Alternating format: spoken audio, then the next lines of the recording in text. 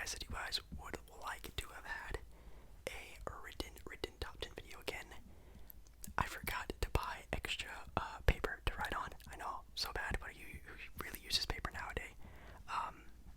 I bought some more, but get this video to, let's say, 100 likes. If this video hits 100 likes, my next top 10 video will guaranteed be a writing top 10 video. 100 likes. Also, if you're not subscribed to the video, make sure to subscribe to the video, subscribe to the channel. Make sure you do that, and yeah, now we can jump right into the video. Okay, everyone, so in today's video, if you didn't see the title, it is another top 10 video. And in this top 10, we are going to be talking about probably the weakest of the positions in the NBA, the power forward position. This is a very hard position to call because a lot of power forwards are either bigger small forwards or smaller centers.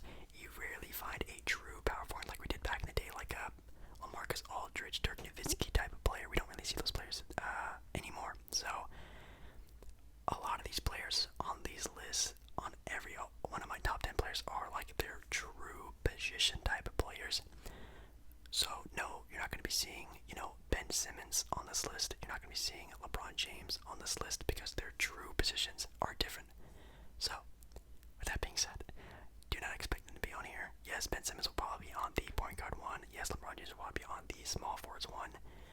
I know ESPN might say something different, but I'm going on like true position. The same thing with Jason Tatum. Jason Tatum probably is listed at the Celtics power forward position. He is a true small forward. If he was on any other team, it'd be a small forward. So I'm going to say he's a small forward. So keep that in mind when I list these players. So at number 10 is a player that has definitely had a big drop in sort of play time. It looks like he's not really into playing NBA basketball anymore, but with the right basketball team, I think he can get his act back together. And at number 10, it might be lowballing him, but this is going into next season top 10. So going into next season, I have Kevin Love at number 10.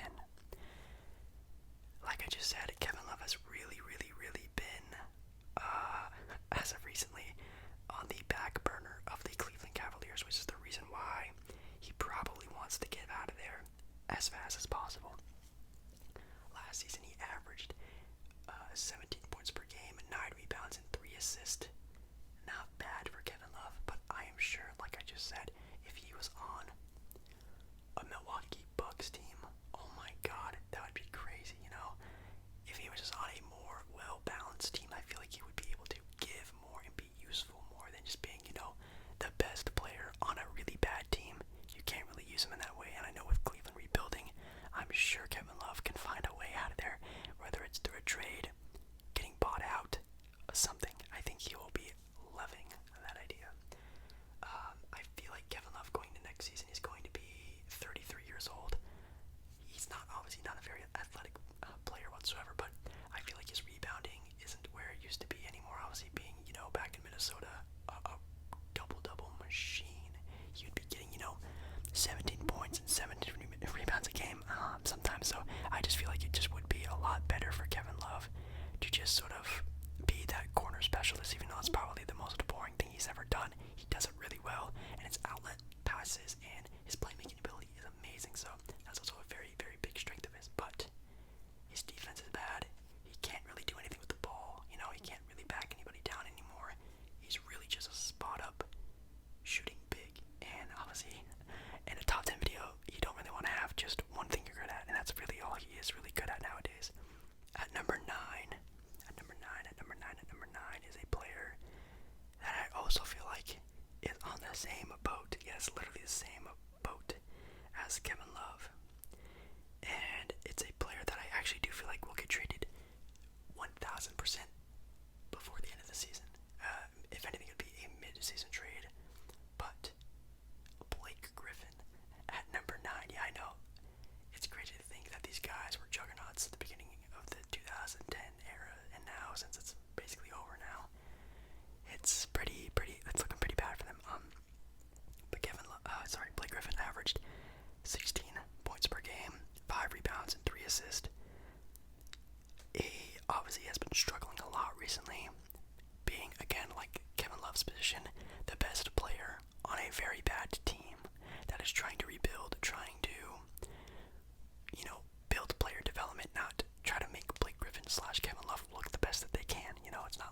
So obviously these stats for these players are going to be pretty rough.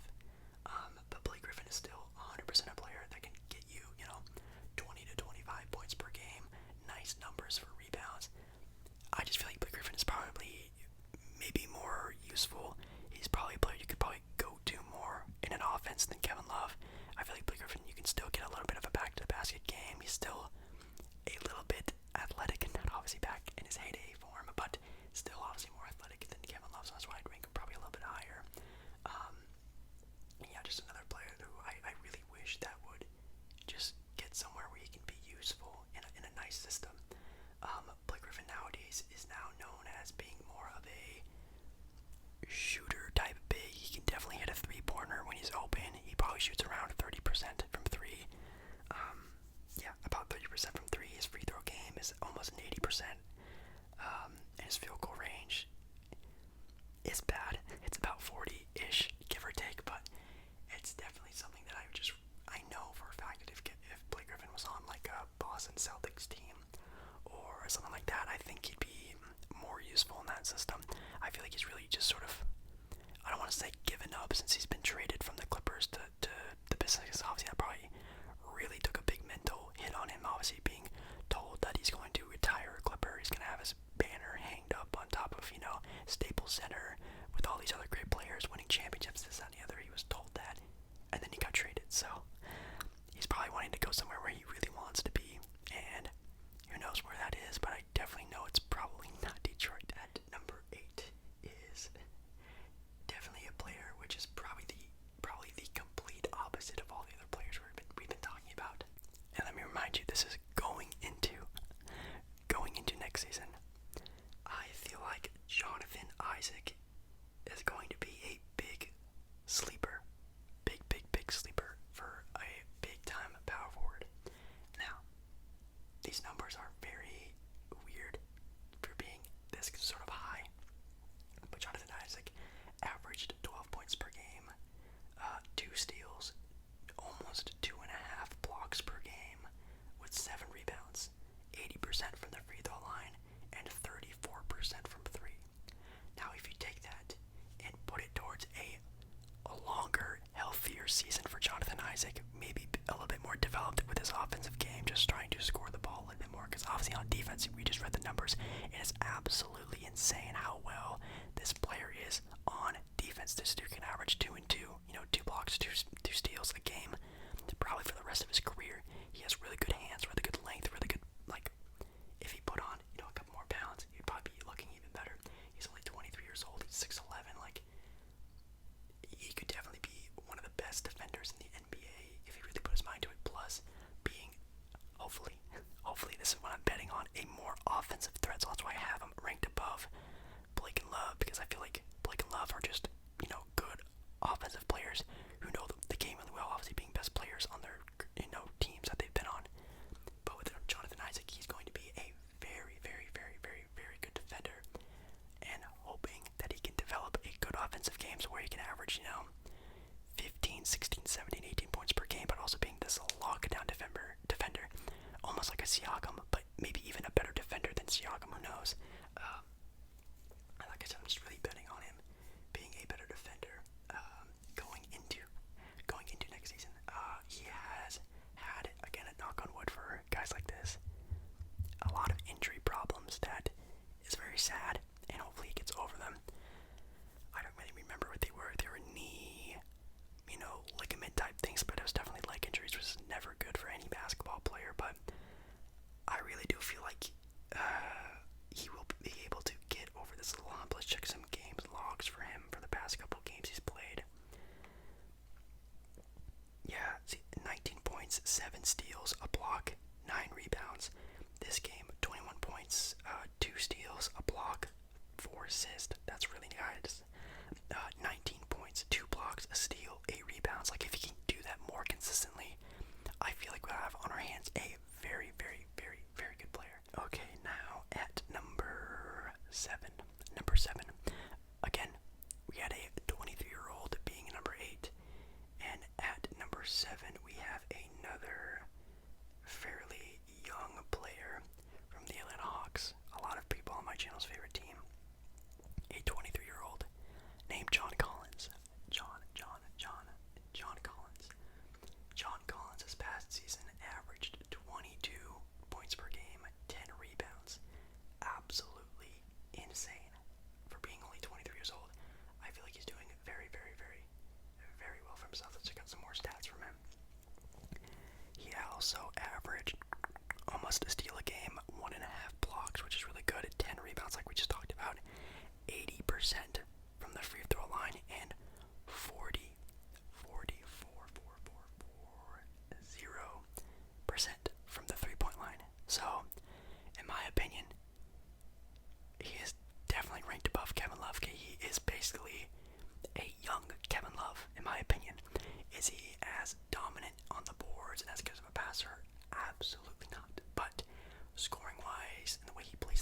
is very much how Kevin Love used to play the game, especially maybe in more of his Cleveland days, but not the facilitator that Kevin Love is, which is why I sort of bring him down a notch a little bit on this. He has no game whatsoever with dribbling the ball in his hands, can't really do anything with that, but catch and shoot situations, absolutely, he's a really good shooter. Running fast breaks, absolutely amazing. Lob City finisher on Hall of Fame on this man. Like, he is a go-getter when it goes from rim running. It's awesome. Field goal percentage, almost 60%, which is really good. All doing this under 36 minutes a game. He's doing this all in 33 minutes a game, which is crazy.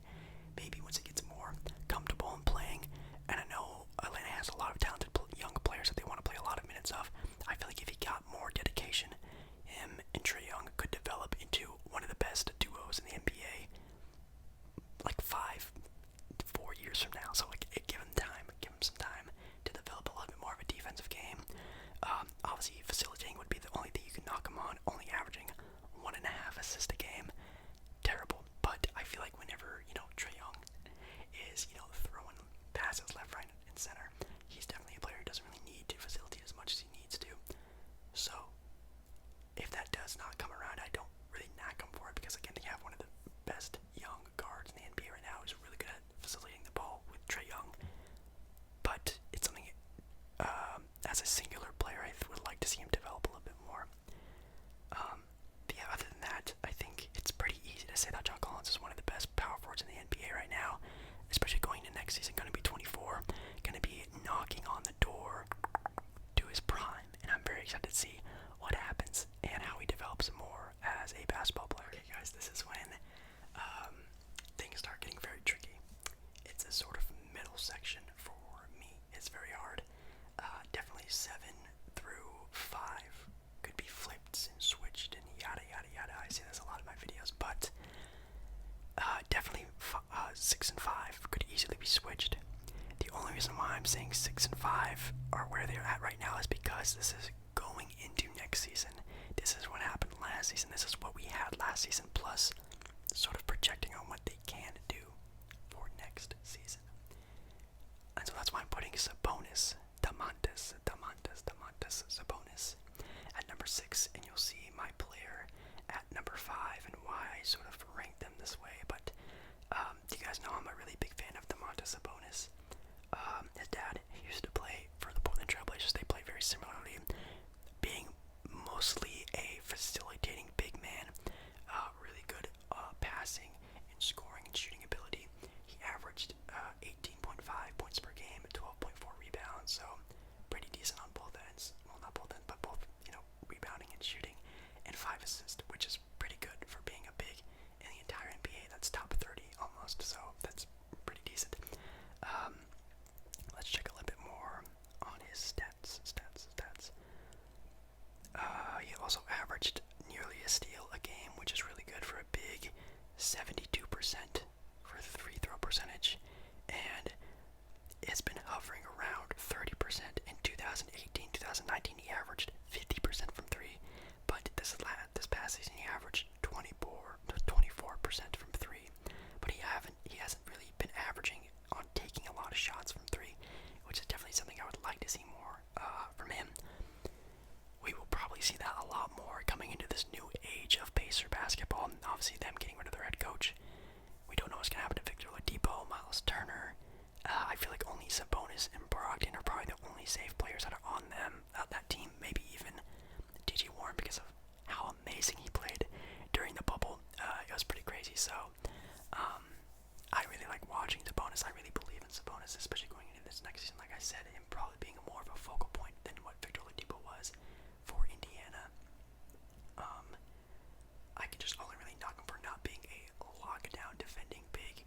He's definitely a big body guy. Like, he's 6'11", really good length, really smart player, but he's not gonna be a rim protector or lock down a team's best player or anything like that. But he is a smart player, which is why I really, really like him. He's only going to get better. I would maybe like to see him around maybe more veteran type of players to help him develop that a little bit more. He's always been on sort of like younger-ish teams, which is probably only going to get younger now that I think the Pacers are starting to try to go into a rebuild, which is scary. But I lot of faith in him that he can sort of carry on this sort of 18 and almost 15 sort of performance we've been seeing from him. So like I said before at the start of this little segment of nearing the top 5, but at number 5, I have a player that I really struggled on putting on this list because we saw him when he played, was absolutely dominant. Didn't really get to see a lot of him, but when he did, he was dominant. And again, taking what happened last year plus going into this current season, I feel like Zion Williamson at number 5 is nearly perfect. Could he be ranked higher from his numbers? Absolutely. But I'm going to knock him a little bit just because, again, very small sample size. A player who looked like you might, again, knocking on wood 1,000 times for this kid. Zion Williamson at number 5. Because injuries has been a really big deal with him. So, again, if we're talking healthy Zion, I think top 5 is perfect for him. Zion, in the short amount of games we saw him play last season, averaged 22 points per game, 6 rebounds, and 2 assists.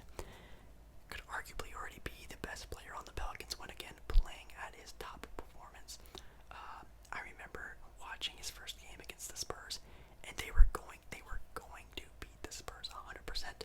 But again, didn't get a lot of trust from his coaches when he first started coming out into the league. They pulled him out of the game. They end up losing that game, but they would have won if Zion kept playing. And I feel like Zion is going to be that determining factor for the Pelicans if he does play or not. If he is allowed to play 30 to 35 minutes a game on that Pelicans team, my God, they're going to be really good. They do have a new head coach, which hopefully has a little bit more faith in Zion this year. Everyone on their young team has developed even more. Lonzo, Brandon Ingram, Josh Hart, Jackson Hayes himself. I'm very excited to see what will happen to them. I think they also have a pretty decent draft pick this year, probably top 15, I'm assuming. And yeah, I'm very excited to see what is going to go. And coming up on number 4 is a player that, yes, is in my opinion, and technically, I think even on Bleacher Report, he's listed as a power forward. I'm not doing this for all the players because, again, Jason Tatum is listed as a power forward on ESPN, but I think of him more as a true small forward. He's a true power forward in himself. Could he play center? Absolutely. But Kristaps Porzingis, when healthy, Kristaps Porzingis, when healthy, at his healthiest, I think is number 4 on my list. Again, could you rank Zion higher than him? Yes, probably. But again, Kristaps has been doing this for years and has always been known as a dominant big man in the NBA when healthy. So everyone on this list is at their healthiest. Definitely, Kristaps is definitely up there. He averaged nearly 21 points per game, 10 rebounds, and 2 assists. Being on a team that has been very, very, very, very exciting to watch, the Dallas Mavericks, which we talk about a lot all the time, especially because of Luka Doncic. Let's see here. He also averages 2 blocks a game, nearly a steal a game. So 80% from the free throw line, 35% from 3, taking 2.5 to 7 3-pointers a game this season. And that is a lot. That's a very big sample size. Definitely Kristaps on the offensive end has been crazy. Definitely since his days in New York. His last season in New York, he averaged nearly 23 points per game, 2.5 blocks, a steal, and 6.6 rebounds. Even better than what he's doing now, shooting almost 40% from 3 that year. So, if you take everything together, Kristaps is just an NBA 2K god player. He's a 7-footer who can shoot the 3, defend the rim, really good on the boards. He can pass and facilitate decently, nothing crazy. But again, better than most big men in my opinion. And he has really good hands around the rim as well. Very smart player. It's just that health is the biggest thing for him. Again, knocking on wood for this player for sure, because it seems like every year he's been doing that. And if he was even healthy this year, I'm not trying to star anything, but him and Luka on the Mavericks probably could have upsetted the LA Clippers in the first round. I'm not trying to star anything, but I'm saying like him and Luka are that good together as a duo. I love the idea of Luka's second best player being a big man, and can it be Kristaps Porzingis for the future? Absolutely. I think Kristaps is only not even 25. He is 25, actually. My bad. He's 25 years old. Very much not even in his prime yet. And if he does find some health, I feel like he can be, all-star type of player. Second man to Luka on a championship contending team for years to come. Obviously, they need more down the road on the Mavericks for team's sake, but him individually, I feel like he's almost a complete player. It's just the health part that's really sad. Can be a better facilitator. He's mostly just a scoring big man, which is kind of scary. Probably needs to be a little bit better of a paint defense type of player. Like, we know he's a good shot blocker, but that's because he's just a tall, lanky player, but he's not like a defensive shutdown player, like a Rudy Gobert player who's a great shot blocker, plus he plays really good defense in the paint. Kristaps isn't really that player yet. He'll just, block the shorter players, basically. And coming in on my big three for power forwards, this is definitely easy for me. As soon as I thought of doing the power forward list, I thought of these three players being my top three, and it seems like that's how it's going to be. But at number three is a player who has been developed very well by the Toronto Raptors, and it is Pascal Siakam. I love Pascal Siakam. He is almost the perfect power forward in my opinion. A 6'9" player who can stretch the floor, great defender, can defend 1 through 5s almost in today's NBA. Really fast, really good hands, can be a really good scoring threat, but again, it can guard the enemy team's best player. Super crazy. I love watching him play. This past season, he averaged 23 points per game, 22.9, 7 rebounds, and nearly 4 assists. Absolutely insane. He came into the league in 2016 averaging 4 points, now averaging nearly 23 points per game. Absolutely insane. He also averages a steal a game, a block a game, 80% from the free throw line, and 36% from 3, averaging 2 to 6 shots a game. Really, really, really good. It looks like his field goal percentage has been down a little bit, going from 55% from last year to this past season, 45%. So, pretty big drop in field goal percentage, but that's mostly because of, him taking more shots. Obviously, him with Kawhi Leonard means probably less shots than him last year, being the top dog. You can argue Kyle Lowry, but probably the go-to man. Yeah, Siakam is again one of those players that going into this next season can definitely be a very, very, very, very interesting puzzle to the Toronto Raptors. I was just talking really big on Siakam, but the only reason why you can't really push him over the limit is because he's not like going to be your go-to man like down the stretch. Like, you can't put the ball in Siakam's hand when you need a bucket. You can't do that. You can create a shot for Siakam. He can be at the right place at the right time to score in late game situations, but you can't put it sucks being the best player on that team, but you can't do anything with him. You just sort of have to play basketball and he'll do his thing. That's why I always argue that maybe Kyle Lowry, maybe even Fred VanVleet are their best perimeter players, and it sucks a lot that Siakam can't be that yet for them. If he can, to sort of develop a on-ball dribble, off-ball dribble type of game where he can sort of just break a player down and get to the rim, that'd be awesome, but he just doesn't have that sort of dribbling ability yet. Alright, ladies and gentlemen, we are talking about the top two power forwards in the NBA.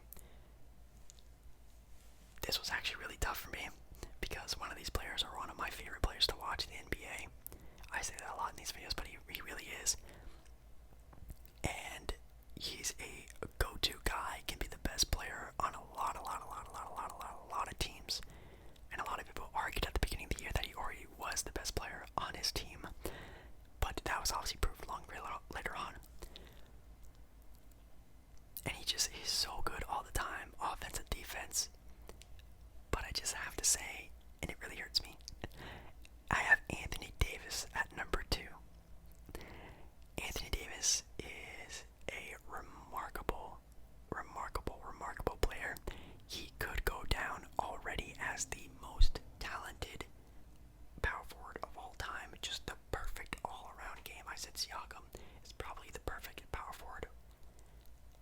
also say the same thing for Anthony Davis.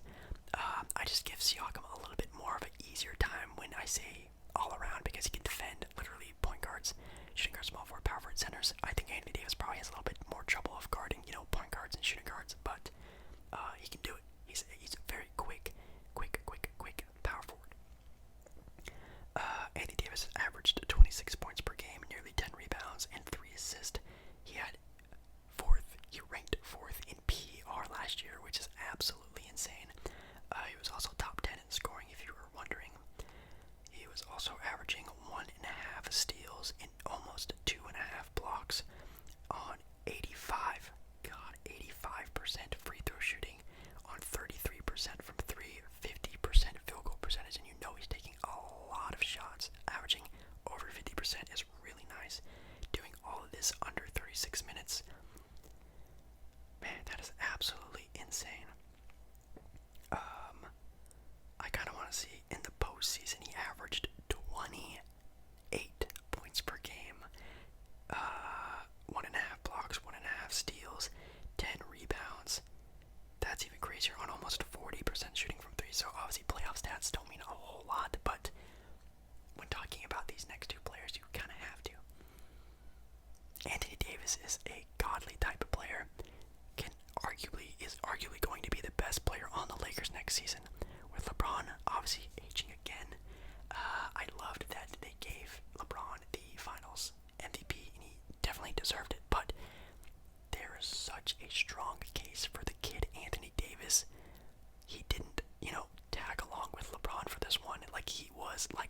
They were up there, 1A and 1B the whole entire postseason, and that was really cool to watch because I do believe that Anthony Davis is the most talented player that LeBron James has ever played with. Obviously, Dwayne Wade being, a more greater player all around, career-wise. But when we're talking just talent that they're at right now, Anthony Davis has that hands down.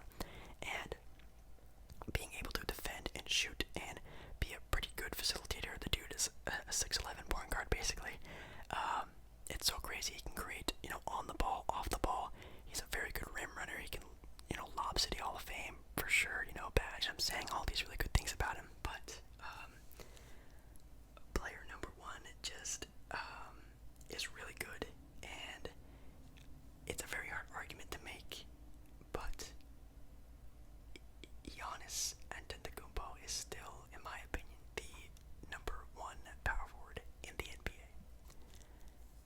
Now, Giannis obviously did not have a very good postseason this year, and in recent history has not had a lot of good postseasons. And there are probably a lot of people out there who think that postseason sort of makes or breaks a player, and I do believe that as well. I just don't think he's really had a fair shot at really proving himself in the playoff scenario. He's played either a really good team or has just been hurt. And I feel like if this season, if he wasn't hurt and he did get hurt against Miami, they maybe could have won. I don't know. Miami was just on a godly sort of playing run that anyone who was going in their way in the Eastern Conference was probably going to get beaten. But if Giannis was healthy, he probably maybe would have made the Bucks win that series. Which is why, again, you could definitely argue Anthony Davis over Giannis because, postseason and this, that, and the other, and the whole, this is your defensive player of the year meme that was going around. I totally 100% get that, and yeah, that's totally fine. That's why these are the top two players, but the regular season of Giannis is untouchable. There's a reason why he's a back-to-back MVP. He averaged nearly 30 points per game, 14 rebounds, and 6 assists. That's top 5 in scoring, second in rebounds, and top 25 almost. Well, he is top 25 in assist, being the number one player in the entire league in PER rating at nearly 32, which is absolutely insane of a number. Again, going into more of the regular season stats, we can talk about postseason later, but average a steal a game, a block a game, and you're wondering, wow, Anthony Davis hadn't beaten that. Yes, he did, but again, Giannis being a player you can 1,000% guard 1 through 5, and it's obviously more than just the numbers like we were just talking about. Like Hassan Whiteside averages like 2 or 3 blocks a game, but his paint defense is trash, and Giannis is the complete opposite. His blocking is great, obviously, but his presence and his defense in the paint is even better than that. And I feel like that's what people really miss out when they just see just that he averages 1 steal and 1 block. It's a lot more than just that. Also averaging 30% from 3 this year, which is 5% percentage points better than the previous season, and 63% from the free throw line is pretty bad, but he is averaging nearly 10 free throws a game, which is pretty crazy. So, and 55% from the field goal range, which is really good for a player who plays as much as he does. And he did all of this, and barely 30.3 minutes a game. Could you imagine giving Giannis an extra 6 to 8 minutes a game? Ungodly. Like, that's what I'm saying. Like, Giannis in the regular season is just untouchable. But if we're again going from what we took from last season, going into next season, a healthy Giannis is still one of the best players in the entire NBA. No doubt top 5, maybe top 3, maybe best player in the league. Can you knock on him for not being a great shooter? Yes, but thank God he's not, because that would be unfair. Can you knock on him for, not being such a clutch player in the playoffs? Yes, but thank God he's not, because again, that would be unfair. You need to have some flaws, and his flaws are just so small, and it's very hard to nitpick him. So that's why, in my opinion, he is still the best power forward in the NBA, top player in the league. And I'm not going to be a crazy person and say, oh, he can go down to being the GOAT. I don't think that's ever going to happen, but he can go down to being one of the best players, definitely, of all time. But yeah, that's going to be it for me, guys. Hopefully you guys enjoyed this video. I know power forwards aren't the most exciting video, but tomorrow I'm dropping my NBA mock draft video, so hopefully you guys will be excited about that, and I'm going to be very excited. Hopefully you guys are going to be watching the draft with me. I think it's the 17th. I think it's Wednesday or Tuesday or Thursday, one of those days, but hopefully you guys watch that video, give me some suggestions on other things you want to see, and I'll see you